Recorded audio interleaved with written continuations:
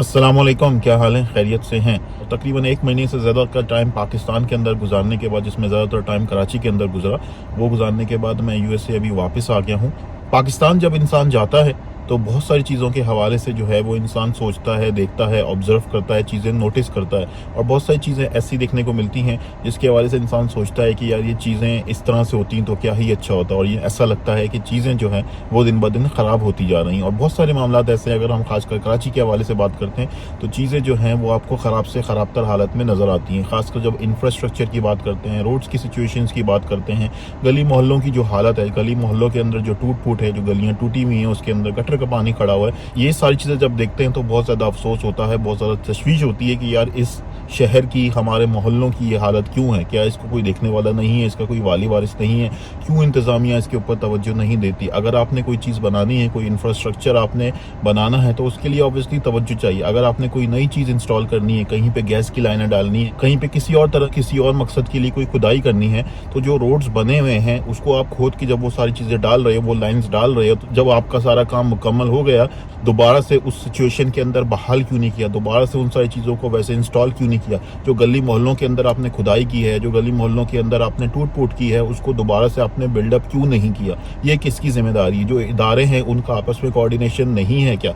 अगर एक इदारा कोई काम कर रहा है तो उसका दूसरे इदारे के साथ कोऑर्डिनेशन है या नहीं? कि अगर भाई हम कोई लाइन यहाँ पे डालेंगे तो उसके बाद जब ये लाइन डल जाएगी तो उसके बाद दोबारा से इसको ओरिजिनल सिचुएशन के अंदर लेकर आना है, दोबारा से इसको बिल्डअप करना है। इन सारी चीज़ों के हवाले से हैरत होती है कि यार इतनी बेसिक सी चीज़ के हवाले से प्लानिंग क्यों नहीं है। इसके अलावा पानी का मसला है और बहुत सारे मसाइल हैं। अभी गैस के जो है वो बिल पता नहीं कितने अच्छे खासे आ रहे हैं, उसकी क्या रीज़न्स हैं। इसके अलावा जो पानी का मसला है वो बहुत बड़ा मसला है। हमारे इलाके के अंदर खासकर मैं बात करूँ तो पानी का एक बहुत बड़ा प्रॉब्लम है। अब नहाने के लिए आपको पानी मुयस्सर होना ये एक नेमत ही है, आप ये कह सकते हैं। ऑब्वियसली पीने के लिए पानी तो बाहर से परचेज़ करते ही हैं हम, लेकिन नहाने के लिए भी मुश्किल हो जाती है कि अगर किसी ने डेली बेसिस के ऊपर नहाना है तो उसके पास मीठा पानी मुयस्सर हो। लोगों के घरों पे अगर बोरिंग है और बोरिंग के अंदर पानी नमकीन आ रहा है, आप उससे जो है वो प्रॉपर तरीके से नहा नहीं सकते, सर नहीं धो सकते, मुंह नहीं धो सकते। ऑब्वियसली जो लोग मजबूरी में कर रहे हैं, बहुत सारे लोग मजबूरी के अंदर वो सारा पानी यूज़ कर रहे हैं। अगर मैं अपनी बात कर दूँ, हमारे घरों के अंदर जो है वहाँ कराची के अंदर 3 तरह का पानी हमें इस्तेमाल करना पड़ता है। एक तो बोरिंग का पानी, अगर लाइन का पानी, मीठा पानी नहीं आ रहा तो बोरिंग का पानी, और ये सिर्फ धोने और नहाने के लिए, ठीक है।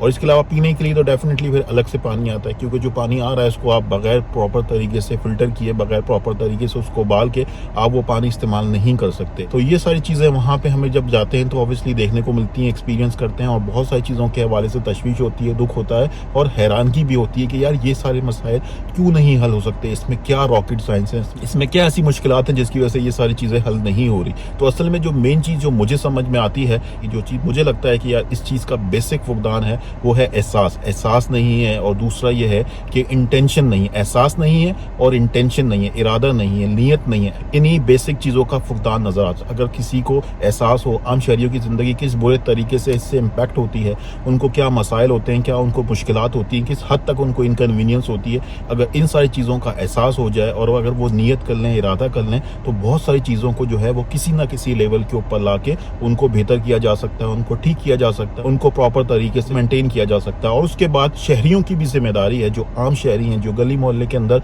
लोग रहते हैं, उनकी भी ये जिम्मेदारी है कि वो पब्लिक प्रॉपर्टी की टेक केयर करें, उसकी हिफाजत करें, उसको ख़राब ना करें, चीज़ों का ख्याल रखें, कचरा इधर उधर ना फेंकें, इंफ्रास्ट्रक्चर ख़राब ना करें। अगर उनके घर पे कोई इवेंट है तो उसको अपने घर तक ही महदूद रखें, घर के अंदर रखें। बाहर जो गली मोहल्ले के लोग हैं, आसपास जो पड़ोसी हैं, वो उससे इम्पैक्ट ना हो, या कोई पब्लिक प्रॉपर्टी जो है वो उससे डैमेज ना हो।